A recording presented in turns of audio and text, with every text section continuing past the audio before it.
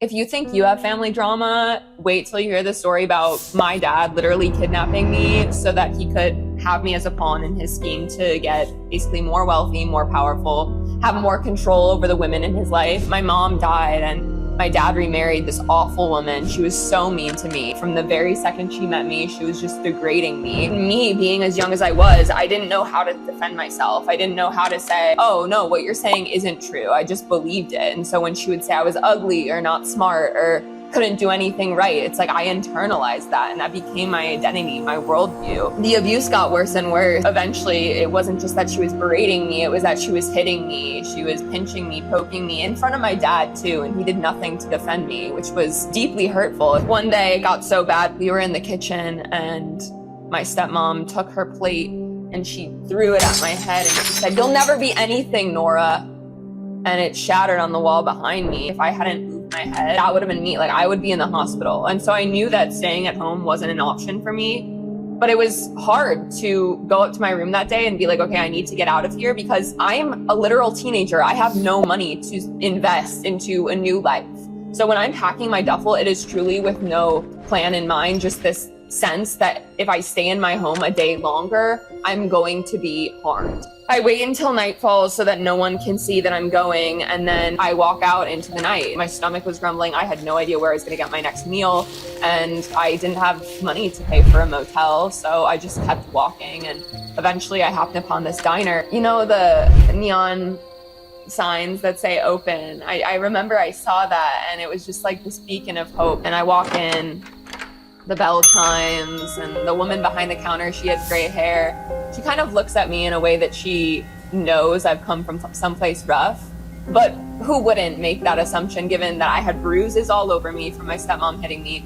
I had a duffel in my hand, and the hour, it must have been like 2 or 3 a.m. Obviously something wasn't right, but I don't want to draw attention to myself. I'm the only one in there. I go to a table and I sit down, and when she comes up to me, I sort of angle myself away so she doesn't see like what's going on with the bruising. She asked me if I wanted anything, and she poured me a cup of coffee, and that was it.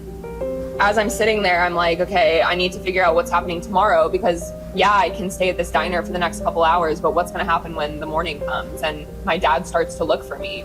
So I'm kind of racking my brain, trying to think of a plan, and then this man enters the diner, and he looks like a biker. He had rugged features and kind of just someone I would maybe like steer clear from if I was like alone on the street at night. He was super intimidating, but I remember he looked over at me and then back to the woman behind the counter, and he goes, "Rough night?" to the woman, and she goes, "Always is." And then he slowly walks to my table, and my heart's pounding in my chest. I'm like, please just leave me alone. Please leave me alone. And he puts his hand on the table and he goes, "Are you okay?" That meant a lot to me because it was like the first time someone had actually shown concern for the state I was in. And I nod, which was a lie. I wasn't okay, but I told him I was. And a couple minutes later, he shares words with the one behind the bar, who I learned her name was Martha. And Martha comes up to me and she goes, "You know, if you don't have a place to work, you can wash dishes here, and we have a room upstairs if you need to live here for a little while." And that was the biggest gift that anyone had given me. It was this opportunity to begin my life anew. So I start working at this diner, and it really is a new life for me. I'm waiting tables, people there know me by name, and for all intents and purposes, my old life is behind me. Miles and miles behind me. But a tiny part of me still is paranoid that my dad is gonna send someone who's gonna find me and drag me back to his awful mansion so that I can live under his control and the way he wants me to. And when this guy walks in one day with steel eyes and sharp features, kind of suited look, he looks exactly like the type of guy my dad does business with. So I'm terrified. But he sits at a table, so I have to wait the table. I go up to him, I take his order. He wants his coffee black. I pour it for him, and he goes, "Thank you, Nora." So he says my name. He knows my name. I have felt chills all over my body, and I say, "How do you know my name?" He points at my name tag. And I'm like, of course I should have known it was something that small. Like, I'm overthinking this, right? Well, he comes back in a couple more times throughout the week, and so I think everything's fine, right? Like, we've established that He's probably not connected to my dad. He just knew my name because of the name tag. No, not the case. Like the fourth visit, it was around noon. He finished his meal. I was clearing his table and he reaches out to my forearm and he goes, I have to tell you something.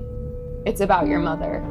What? I want to ask him right there, like, what do you know? He was like, later, but later never came.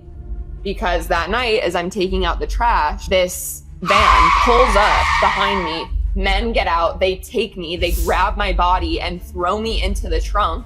And then all of a sudden, as they're closing the doors, Justin Hunt, this rich entrepreneurial guy who's super successful, super wealthy, he starts running after the vehicle and he's like, don't worry, Nora, I'm gonna find you. Happening to me right now, why does he care? All of these questions are like circling in my mind and then everything goes black. When I wake up, I know immediately what room I'm in.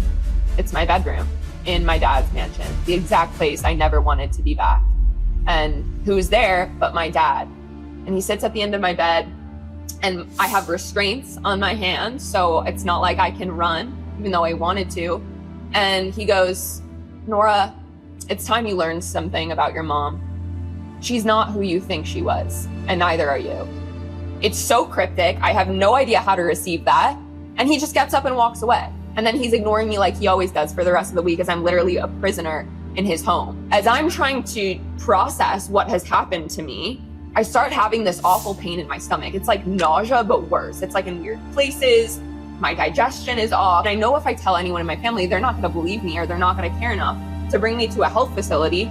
So again, I have to make the plan to escape in the middle of the night. And it's harder this time because my dad has like set up safeties.